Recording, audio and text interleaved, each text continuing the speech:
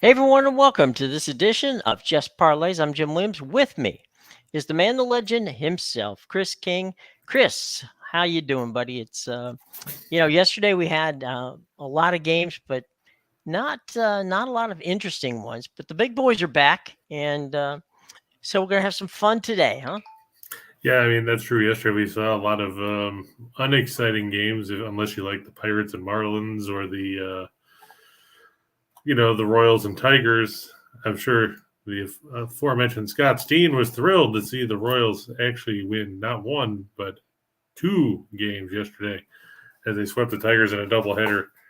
Of course, we did say yesterday that Steen would point out and say that good for you, I wouldn't make that pick, and the Royals still won despite the overwhelming lack of confidence by From the local boys, by the number one Kansas City Royals fan. right? He'll probably get some nasty letters from Dayton Moore and company. You never know out there. Revoking his right to buy tickets. Well, Royals fans are usually pretty easy on folks. They're not the Philly fans, they're not the Red Sox fans. So there's that. So that's a good thing. Well, that's something, I guess. Yeah.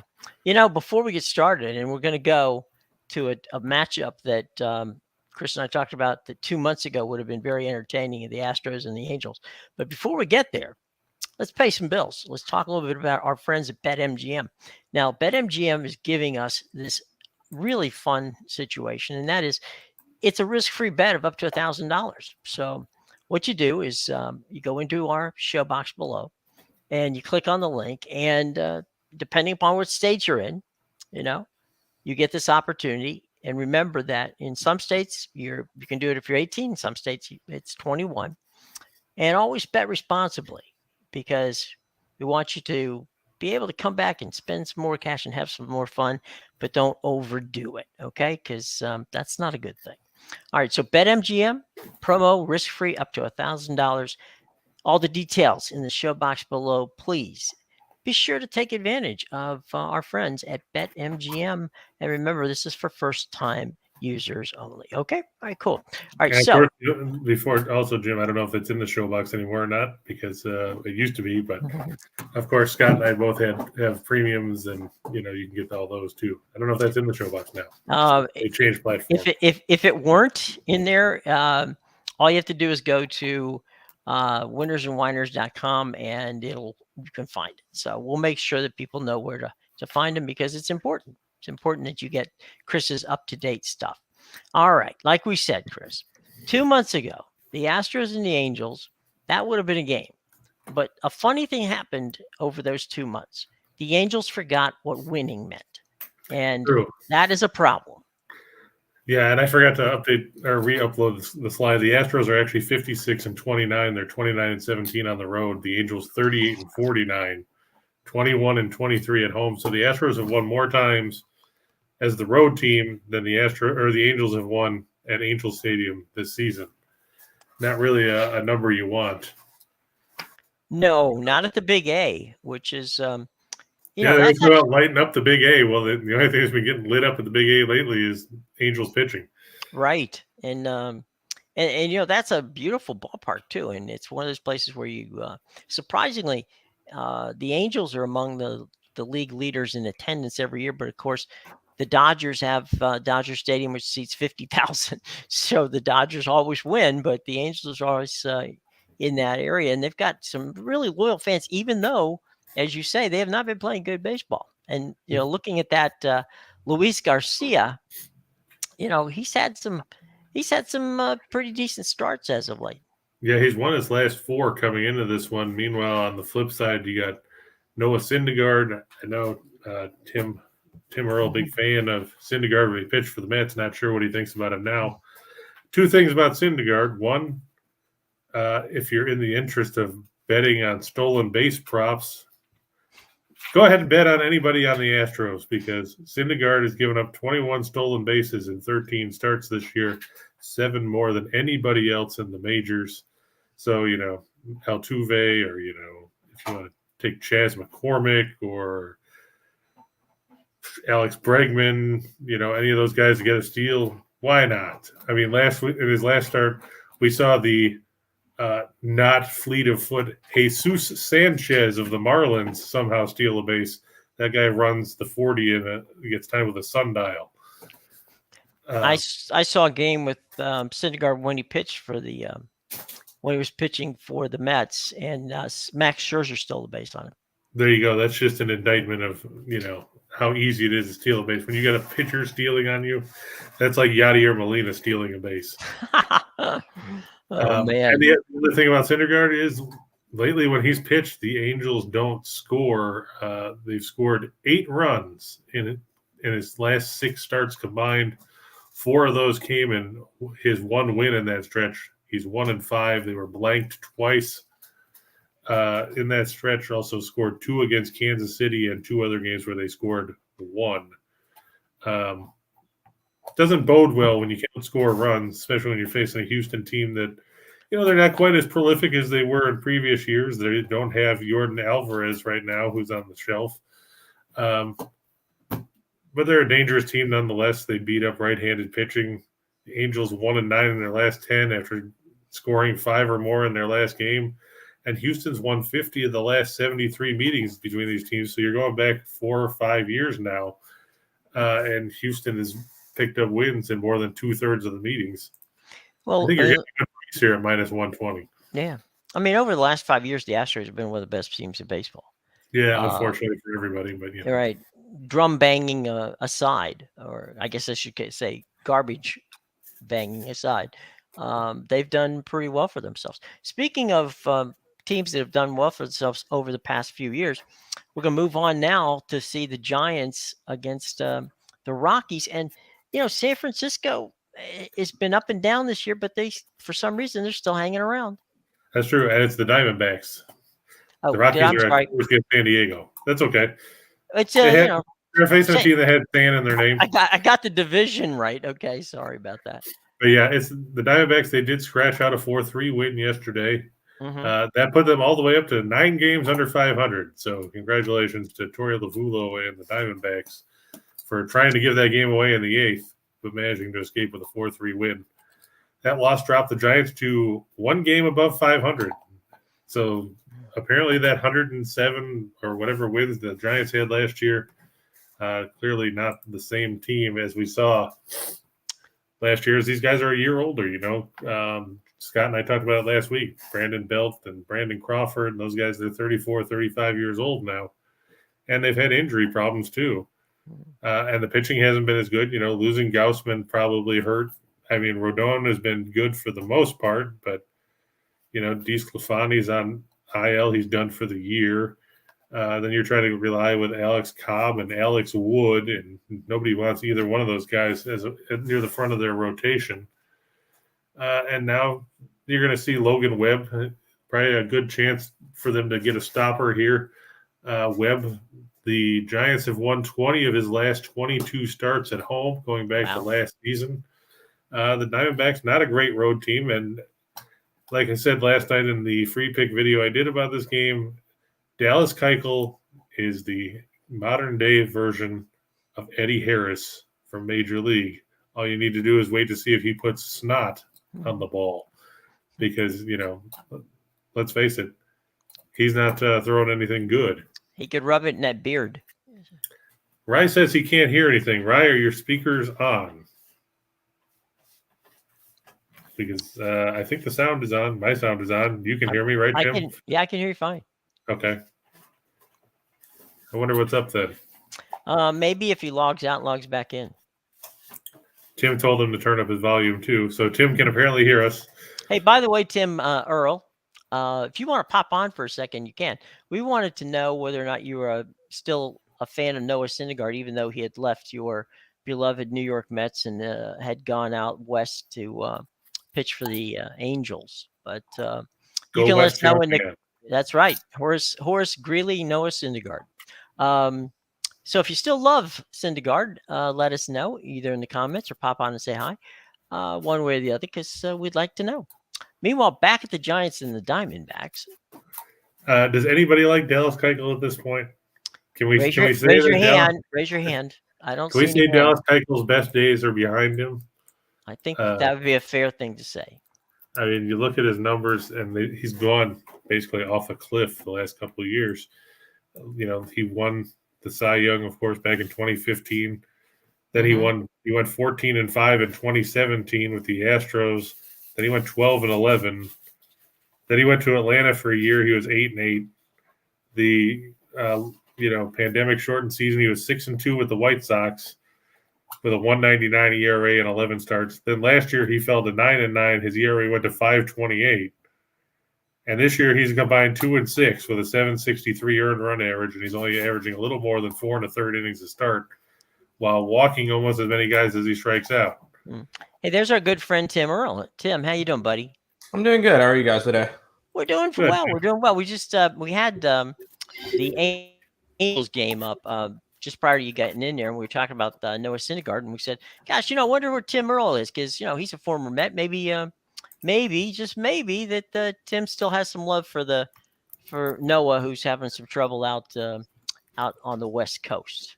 It's not a love-hate relationship. He's kind of neutral at this point. He left because the Angels are going to give him a lot more money than the Mets would. Right. And I was all right with the Mets not signing him for a $21 million contract or whatever he got with the Angels because he hadn't thrown in over a year. So it was kind of one of those where, yeah, I'll root for him because, hey, former Met. Right. I don't mind him. But I've made some money fading him this year, though. That's for sure. Well, there's many ways to love people, and fading them and still making money off of them, that's another way of love. So Exactly. Like Dallas Keuchel. Right, exactly. It's like But nobody loves Dallas Keuchel, Tim. Well, I'm pretty sure there were people who loved him because I think people forgot he won the Cy Young Award. Yeah, we mentioned that a couple months ago. Yeah. Yeah, 15, he had 16, something like that. 15, he won the Cy Young. Yeah, he won the Cy Young in 15, and he had a couple decent years until he, until the last couple. Yeah, now he's kind of he's gone now. He's gone down the rabbit hole, and now he's pitching on Arizona. His career is gone. Right. Well, fortunately for him, that ballpark is spacious, so that helps him in that regard. But he can't play all of his games at home. So no, and on the road he's not good either. I will say I would much rather prefer. Yeah. I'd prefer the over the Giants run line, and the only reason why is the Giants are 10-28 as a home favorite on the run line this year. So they're just not a team that covers, but I could see them putting up 7-8 runs by themselves tonight. Yeah. That's true. That's absolutely true. Hey, hang in there, Tim. We're going to go for 2 for the money now. Okay. Oh, and Tim, I see Scherzer pitched well yesterday. Hopefully, after I'm guessing DeGrom will be back after the All-Star break. Is that currently the plan? So, I mean, that'll be good for the Mets. And I know McGill is supposed to resume throwing, at the end of the week? Something like that. They should be back to full force, hopefully a week after the All-Star break. I mean, I know that and Ryan said he loved him when he had a cool beard. Yeah. Okay. Dallas Keuchel? I guess so. Yeah, I was going to say Scherzer doesn't have a beard, and I don't think Ryan would root for Scherzer anyway, since he's a Phillies fan. Right. Well, yeah, and Scherzer went from Washington to Philly, Washington to LA to the Mets. So yeah, no, I don't think that's anything for right there. Yeah, I'm going to go with the Blue Jays here. I know that Nola did not fare well yesterday, and the bats did nothing. Now you won't have Real Muto and company. I know Kyle Gibson, he wasn't probably going to pitch in this series anyway, but he won't be there. And I saw the Phillies had to shuffle a lot of guys around to try and avoid dealing with a whole bunch of issues. Ryan, I'd be interested to know what you can tell us about today's starting pitcher. Oh, what's his name again? Andrew Bellotti. Yeah. He's a star. He was a star up in Lehigh Valley for the Iron Pigs, but other than that, I don't know much more about him. He's a bullpen pitcher. He pitches one inning a game. Yeah. So basically, that's what we're going to see here is the Phillies are going to have to go the bullpen route. Yep. Which is hilarious since the Phillies have a bullpen that's terrible. So maybe the reverse psychology. If they start the game with the bullpen, maybe they'll get better. And of course, Barrios getting the start for the Blue Jays because it was supposed to be Gaussman. Then all of a sudden they pivoted away from that again. Tim, do you have any faith in either one of these teams?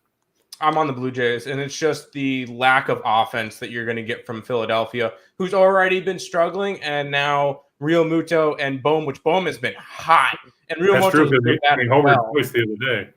Yeah, so this is a really, really rough series for Philly, and this will be a really good series for Toronto to turn their luck around after losing 6 out of 7 in that West Coast trip. Yeah, that really rough for them. I think them coming back home, I think is a really good spot. And what better to really get a turnaround against the Philly bullpen? And Rye has a ton of faith in Bilotti, as he said. Bilotti sucks. Okay, that's some faith in a guy.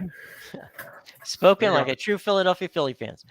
And the Dodgers and the Cardinals. Now, on paper, this looks like a good game. It's like the game to watch tonight, yeah? Yeah, the Dodgers and the Cardinals. I mean, everybody knows that as a Cubs fan, I despise the Cardinals. I like for them to lose whenever they can. Matthew Liberatore and Mitch White. And Tim, Mitch White's pitched fairly well for being a guy that everybody likes to bag on because they're like, who the hell's Mitch White? Oh, I was one of those people that bagged on him his first couple of starts. And then all of a sudden you get I feel like, and my brother mentions this all the time, Mitch White is the Tony Gonsolin of last year. It's the one pitcher on the Dodgers that you can get a reasonable line on. That's true. I even bet the Dodger run line today, and I very rarely bet the Dodgers. Well, I mean, you can't because the numbers are so ridiculous. I mean, we saw it over the weekend. I mean, even with Urias going, it was still minus 240 or something like that on the money line. But you look at White; he doesn't give up a lot of hard hit contact. So I mean, maybe that's what's helping him get by. You know, he's in the top 15% of all pitchers in that category with a 32.4% hard hit rate, as opposed to some of these guys where it seems like everything they throw gets clobbered. And he's pitched well since coming back up from the majors for Andrew Heaney. Good to see Lenny in the house today. The man, the legend, Lenny. Good to see you, buddy. So Astros and Angels, we already talked about them a little bit, as well as the Giants and Arizona. Any thoughts on those two games, guys? Silence speaks volumes. I'm fine with the Giants play because I just think they're going to score a lot. I'm not confident with the Astros, and actually, I would lean towards the Angels today. It's just the line in itself says enough. The fact that the Astros are one of the best teams in baseball and the Angels are awful and it's only a 120, I don't know. It just seems like a weird line. Do you think it's because Alvarez is hurt, or do you think there's something else we're missing here, Tim? I really don't know what it is. But I know that Syndergaard pitches a lot better at home, but I don't think it's significant enough. I think this should be a 150, 160 area for the Astros. That's what I was thinking, especially with Garcia winning 4 straight starts. Yeah, I feel like this is low-hanging fruit that could get that just falls right on the ground. Angels could win this game straight up, and I have the over for that one, so I'm thinking runs, but I couldn't get behind the Astros today. And Euler says that he's got to fade Chris Bubich and the Royals. Well, everybody else does. So why not, right? And he likes the under in the Mets and Braves game. Tim, what do you make of that with David Peterson and Spencer Strider? I know I'm a Mets fan. I did not want to bet that game, and then the Mets money line hit plus 184, and I'm like, okay, I should probably bet that now, because that's ridiculous. There's no way that line should be that put out. All right, boys, let's go to the 4-game parlays we got coming up. Detroit Lenny says Brisky gets it done today against the Royals. So apparently Euler, Detroit Lenny agrees with you about fading Chris Bubich. We're going to start with Yandy Diaz of the Rays over 1.5 total bases. Let's face it, like Jim and I were talking about in the pre-show, he's hitting 500 in his last 15 games. He had 3 hits yesterday. Is anybody going to slow this guy down? I mean, well, other than other than deciding not to play him, that would be about the only way that they're going to slow him down. And he's got 10 multi-hit games in his last 14 starts. His OPS is 1.273 in that stretch. And we're going to see Chris Sale make his season debut. Do we expect anything from him? Is it going to be a short outing? I think they said 85 pitches. 85? Yeah. Well, fortunately, Diaz is 6 for 12 against Sale in his career. So, and Boston's bullpen did not look good yesterday against Tampa Bay. I think Lenny speaks for himself on this one. Fade the boob. Okay. It's too good not to use. I'm sorry. It's whatever we go. So, I mean, Garrett Cole. All right. Garrett Cole is one of those guys who he can pitch and nobody hits him. And then there are days when he throws the ball out there, and for some reason, teams like the Reds bang him around. It's the Twins packed him around that one game where he gave 5 homers, and I was like, "What the hell is this?" Yeah, of course, the Yankees still came back to win, which is either an indictment on the Twins pitching or just a sign of how ridiculously stacked the Yankees lineup is. But the Reds, Tim, can the Reds do anything in this game with Graham Ashcraft on the mound? Depends on which Graham Ashcraft we get. There's some games that he's lights out and pitches really well and has good stuff, and then there's some games that he can't get out of the second inning. It really just depends on which one we get, and no, I don't think so.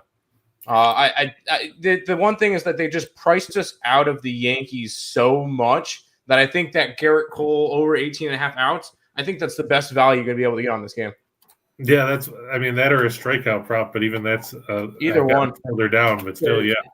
Because the Yankees are what, minus 330 and their run line's 160. Yeah, that's why I couldn't put it up, because I'd never hear the end of it. Yeah, no. White Sox and Guardians, boys. They moved Dylan Cease to the nightcap. It was earlier going to be Cease and Bieber in the opener, and then they said, "Hey, you know what we'll do? We'll throw Davis Martin in the opener because that makes sense." And it's supposed to be Connor Pilkington for the Guardians. I'm not sold on Pilkington. I've backed him a couple times, and they got lit up. Cease, you know what you're going to get. Either he's going to strike a guy out or he's going to walk him. He doesn't give up a lot of hits. Pilkington hasn't made it out of the fifth, except for one time in his appearances this season. That was against the A's. And even in that game, he gave up 4 runs in 5 2/3. I've got to lean towards the White Sox because Cease will strike a bunch of guys out. Hopefully he won't give up a ton of hits. He's only given up 4 runs in his last 5 starts combined. And he's struck out, 44 guys over his last 29 innings of work. Tim Rick says that he thought the same thing, but the books are begging you to take the Astros because you mentioned that earlier. That line just scares me. I mean, I agree. It is kind of scary. It didn't make a lot of sense to me either at minus 120, but like you said, and like Rick said, they're begging you to take Houston, and I just can't figure it out.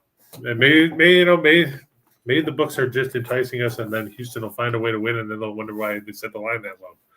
We can always hope. Oh, yeah. And this is a weird game. I'm going to take the Orioles over the Cubs. Baltimore is only a game under 500, and we're going to the All-Star break this week.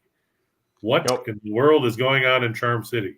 And they're 2 games out of the playoffs. Yeah, I was about to say they're 2 games behind for the wild card. It's conceivable, guys, that entire division could finish above 500. Yeah, 100%. It would be scary, but it's the best division in baseball. Certainly most balanced, that's for sure. All right, let's go to the big board. And there's a lot of stuff to digest today on the big board.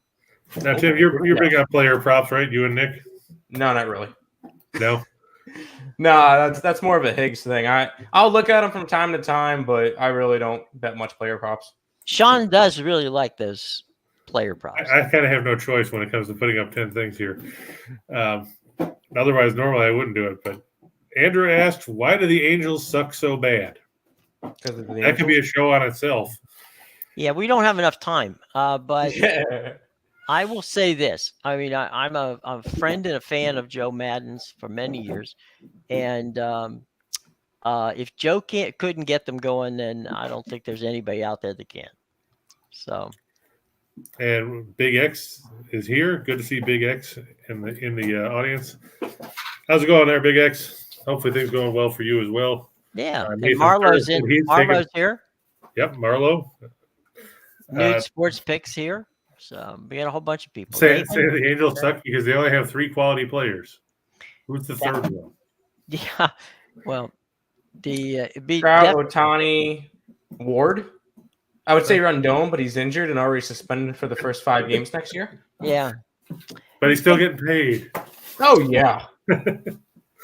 So, hey, Tim, you're the Nerfy specialist here. Yeah, Nope. we have a Nerfy on the San Diego. Well, okay, you're the Nerfy specialist of the 3 of us. All right, we'll go with that. So the Padres and Rock. Explain Nerfy to anybody who may not know what that means. No run in the first inning. You think 6 glorious outs without recording a run. There you go. And strangely, I went to Coors Field for this. I like it. If you look, Clevenger has a 6-1 record with Nerfies this season. He's only allowed 5 hits in the first inning and 29 at bats. Going back to 2019, he's 25-7 to the Nerfy, and he's faced Charlie Blackmon 5 times. Blackmon has 1 hit. Rogers is 0 for 1. McMahon is 0 for 2. Iglesias is 1 for 13 against him. And Chris Bryant's not supposed to be in the lineup today. Meanwhile, Colorado's got Austin Gomber. That's right. Rye's going to talk about Austin Gomber's wife again. He's 11-3 to the Nerfy this year, and he's got 6 Nerfies at Coors this season. What in the hell is going on? He can't pitch anywhere, but he can apparently get out of the first inning. You know, the funny thing about Coors Field is it's most of the runs they're scored, and there are a lot of them, obviously, at Coors Field. They don't come in the early innings. Nope. Bullpens. Yeah, I saw that yesterday, too. We saw it last night. It was, 2-1 going into the 7th, finished 6-5. Yeah, that's true. In July, the Padres hitting 171 in the first inning so far this month. And they hit the Nerfy on the road 78% of the time. Colorado's Nerfy at home almost 70%. There you go. Who'd have thought, right? Indeed. Now, Austin Riley and the Braves. That's an interesting pick. I mean, Riley's been on a roll. I mean, he seems to be the only guy lately that's hit with any kind of consistency because Swanson has cooled off a little bit. Acuna, has hit into some double plays at the worst possible time. Looking at you against Washington over the weekend because, they could have won that game about 16 times, both Saturday and Sunday, and couldn't get runs in. But you look at Riley's last stretch games since the beginning of July, he's been on a roll. He's hit 444 in 11 games with 6 homers and 14 RBIs in that stretch. So I'll look for him to, put up another nice day at the plate. I was just struggle. I was going to say, saw Mike Trout over the weekend. A lot of fans came down from Philly to root Mike on. It didn't help him, but it's always good to see Mike Trout. He's a hell of an athlete. And Tim, what do you make of Robinson Cano playing against the Mets and getting paid for it by the Mets? I think it's hilarious. I think it's hilarious. He joined the Padres like a week before the Mets went out west, and then he joined the Braves, and that was his first game on the Braves last night. And of course, 2 2/3 innings into the game, Scherzer was rolling, and then a base hit by Cano to ruin the no-hitter. Obviously, it's only 2 innings in, but of course, it's Cano that gets the first hit for the Braves that day. Do you think that Cano will play for all of the teams in the East before the season's over? I don't know if anybody wants him anymore. I'm kidding. I'm just saying. Just to make. I think maybe they'll pick him up. They'll pick him up just to play against the Mets, and then they'll drop him. Oh yeah, that could definitely be the thing. But I think the best part of Robinson Cano's year is when we got to see him in the minor leagues wearing a SpongeBob jersey. That was hilarious. Yeah, I love that. I love that. And I mean, we'll see that same situation come around in week 1 of the NFL season when Baker Mayfield and the Panthers face the Browns. So Cleveland will pay him a bunch of money to try to beat him in week 1. And Rye said we don't want Cano in Philly. It's okay. I wouldn't want him in there either. And Lenny's laughing because you said he ruined the no-hitter in the second. It was the point that Robinson Cano got the first hit for the Braves yesterday. I'm going to look for Josiah Gray to go over 5.5 strikeouts. Sure, the Mariners have been on a roll, but they still have Eugenio Suarez in the middle of that lineup, and he's worth 2 or 3 strikeouts by himself. Cole, we talked about the Reds. I think he should be able to punch out a bunch of guys because outside of Joey Votto and Tommy Pham and maybe Brandon Drury, do you have faith in Nick Senzel? Do you have faith in Jonathan India? Somebody do you help me even out. know who they are? Guys that play for the Reds. Yeah, I know who they are. Yeah, no, I'm just kidding. I'm saying most fans out there are going. Most fans out there are going. Yeah, they're looking to their cheat sheet, going, "Oh, those guys are professional baseball players." Okay, they are in Cincinnati. Sounds fake. Yeah.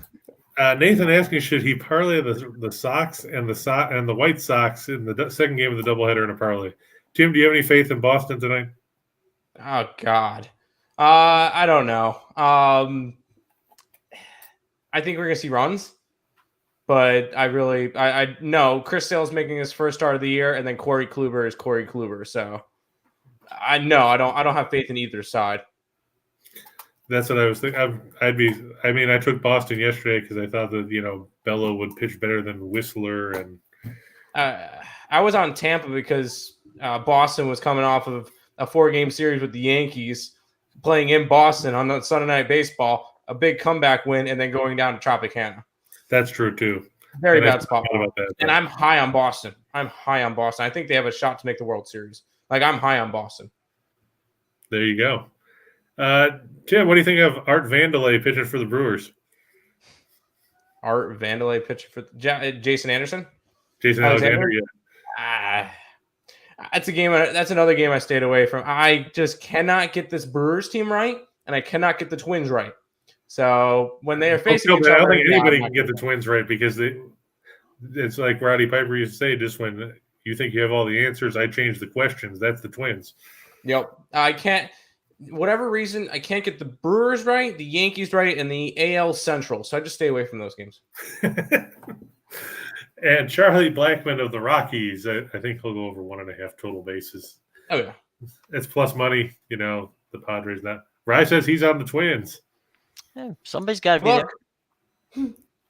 Somebody's got to be on the Twins. Okay. And Nathan, Tim said that he was going to stay away from the Mets game until the money line went ridiculously out of control, and then he decided to back his hometown, or not his hometown team, but his favorite team. He's back on the Mets. I think it's going to be a good game. Strider's pitched well. He didn't get any run support against St. Louis. Max Frida's pitched well too, but then he struggled. That's true. So, he walked a lot of guys. I pulled up what the Atlanta Braves have done on this. I think what they won 37 games, they won 28 of them. Yeah. And then you look at their past results and see that they are against Arizona, Colorado, Oakland, Pittsburgh, Washington, the Cubs.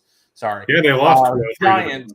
And they lost 2-3 to the Cubs. The Dodgers, they lost 2 out of 3. Phillies, Cincy, a struggling St. Louis team that they split. They won 3 out of 4. But and then Washington, and then they played the Mets, and then they looked like fools last night. Oh, Scherzer looked really good, but they're finally facing a real team that's not any of those cupcake teams besides the Dodgers, and it shows. There you go. All right, Tim, we're gonna see Tim at 5:00. Give us a promo, my man. Tell us what we're gonna see today with you and Lenny and brother Nick. Yeah, me, Nick, Lenny, 5:00 game time decision. Hopefully we can win a squad bet. We'll talk about some of the games, any pitching changes, injury reports, stuff like that. Just go over the entire slate. Maybe we might talk about food a little bit. We'll see. There's always some type of fun conversation because a hot dog is a taco. So we'll see how it goes. Well, and you may even have the final score of that first White Sox game by the time. Oh, yeah, we should. We 100% should. So, you got stuff to talk about. Hot dog is a taco. That's the first time I've heard that. Oh, me, Nick, and Lenny have had a whole big conversation about it. Nick's on my side. Lenny is not. So. All right. What's your go-to when you go? I'm going to give one last thing, and you can put comments out there if you like, guys. What's your go-to food when you go to a ball game? Chicken tenders and fries with barbecue sauce. All right, Chris, what's yours? I usually get hot dogs or nachos. Nachos are always good. Can't go wrong with nachos, especially if you get them in the little hat, yes. the little plastic hat. That's always a good thing too. 100%. And then you got to finish off the day with an ice cream. That's true. Exactly. Yeah, absolutely. 100%. Jim, did you have any food in the truck for the game Sunday when you did the Angels-Orioles game? Actually, salad. So there you go. Not exactly. Salad? That was before. That's not a ballpark food. Come on. Well, my favorite, real quick, FP Santangelo told me when he was with the Nationals broadcast group. He said, this whole boutique situation now, boutique food that are in the stadiums. He said, I know baseball's in trouble when the line to the cupcakes concession is bigger than the line to the Budweiser concession. So, maybe we've taken this boutique situation too far. Personally, I'm an old school guy like Chris. I like a couple of hot dogs, maybe some peanuts, and I'm good. A large diet soda, and I'm good to go. Lenny wants to know why he has to pick just one food. He doesn't. Lenny, you can have as many as you want. You want to jump in here and tell us how many what you want to eat? What are you having for lunch? I said Lenny wants anything with yellow mustard. Well, is it spicy yellow mustard or is it just? It's got to be spicy yellow mustard. I can't do the honey mustard. No, yeah. Nah, I'm not good with like chicken tenders though. I'm a barbecue sauce with chicken. I don't do anything else. That's a North Carolina thing, isn't it? Yeah, ketchup based for me. I don't do the vinegar based. Right. Okay. Well, not only, folks, do you get the greatest insight into how to win money in games, you get quality, and we're talking quality, food information right here. Okay. So there's reasons to come. Tomorrow we'll be barbecuing in Chris's backyard as we go through our summer of love and of picking the right games. Any final questions, as we always do? Any final questions from the class before we get out of town here? No, Lenny just commented that he does like yellow mustard. So that's one mystery solved. Okay. Well, and maybe tomorrow we'll find out what Lenny really likes to eat at the ballpark. But save it, Lenny. Don't give it to them. That's a tease. That was what we call in the business a tease. So save it, Lenny. Tomorrow we will find out. Maybe we'll even have Lenny on to find out what it is that he likes when he goes to the ballpark. Well, I know you're probably saying, I can't wait, but you're going to have to. Folks, it's been a lot of fun. No more questions from the class. Final thoughts from Chris. Final thoughts from Mr. Earl. I'll let Tim go. Ready to have a good day. We've had a good couple of days in a row, so ready to keep the winning streak going. Nothing wrong with that. All right, Nothing wrong with putting some money in your pocket at the end of the day. Of course. That's the way it goes. Ladies and gentlemen, for Chris King and our special guest, but one of the family, Tim Earl, who will be with you again at 5 o'clock. Don't forget, Max Wagers Network. Be there.